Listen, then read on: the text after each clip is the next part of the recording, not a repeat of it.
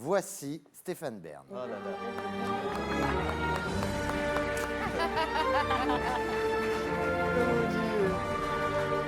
Oyez, oyez. Mais que n'ai-je pas lu comme Billevesée dans ce livre édulcoré? Cher Sidonie, vous tentez de nous emberlucoter, mais il en manque la moitié. Vous n'écrivez que des bêtises et des carabistouilles.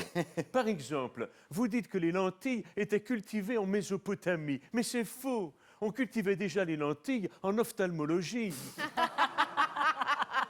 Vous dites aussi que l'alpinisme a été inventé par un scientifique dans le Mont Blanc. Que nenni!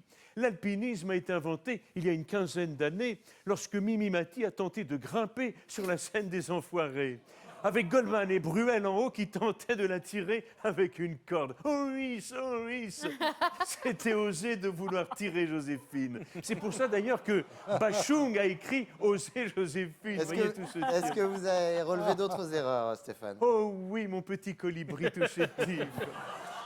Lorsqu'elle évoque, par exemple, le palais idéal de Haute-Rive, Oui. 93 000 heures de travail en 33 ans d'épreuve pour le facteur cheval. Mais qu'est-ce qu'il ne faut pas entendre? Les Français ne sont pas idiots, Sidonie. Ils savent très bien que 93 000 heures de travail à la Poste, c'est pas en 33 ans, mais en 33 siècles. Et le bonhomme Michelin, vous dites que Bibendum a été inventé par les frères Michelin qui ont empilé des pneus, alors qu'ils ont simplement pris une photo de Bernard Mabie qui se baladait encore à poil dans les loges. Oh non. Enfin, Stéphane, vous n'avez pas des choses plus sérieuses à nous apprendre, franchement? Mais bien sûr que si, mon petit loukoum rabougri. Par exemple, l'histoire d'Antoine Tutuccelli, un boulanger corse qui a été le premier à inventer le pain de dynamite, bien sûr. Ou celle de Gérard, contrôleur à la SNCF, qui a été l'inventeur du premier poil dans la main.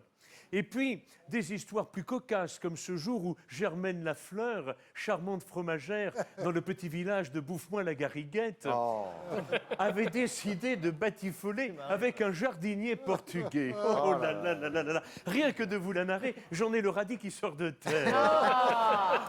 Attendez, mais c'est pas fini, c'est pas fini. Donc, le jardinier, velu comme un ours, proposa la position tête bêche à Germaine. Et c'est ce jour-là que la première femme à barbe était née. Quelle histoire, Jérôme, quelle histoire. Vous avez d'autres approximations à relever, Stéphane? Oui, j'en ai encore plein mon slip, mais arrêtez, Jérôme, arrêtez, vous allez me faire rioter. Alors, tenez, par exemple, au sujet des expressions, vous ne le saviez peut-être pas, mais leurs origines sont parfois poilantes. La plus connue, par exemple, en voir de toutes les couleurs, a naturellement été inventée à la sortie du métro Barbès. Autre histoire. Oh non. Autre histoire. Oh non, mais franchement. Autre histoire, Jérôme. possible. Celle de José Gros Morceau, un petit bonhomme du Quercy, qui a passé 25 ans sans se laver sa grosse zouzoute. Oui, le jour où sa première fiancée a vu la bête, elle a crié, choquée, mais amoureuse, « On ne va pas en faire un fromage !» Et l'expression était née. Attendez, c'est pas fini. Comme lorsque Henriette Lapompe, une péripatéticienne bordelaise. Mais non, pas du tout.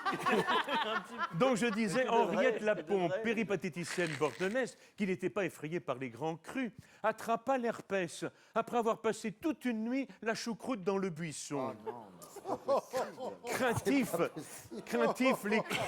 les clients ne venaient plus et les fins de mois étaient difficiles. C'est là qu'Henriette eut la brillante idée de proposer des prix de groupe. Et l'expression « joindre les deux bouts » était née. Oh mon Dieu, celle-là elle est bonne. J'en ai les paupiettes qui réclament la purée. Oh non!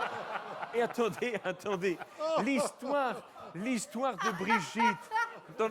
L'histoire de Brigitte, c'est pas fini. J'ai encore l'histoire de Brigitte.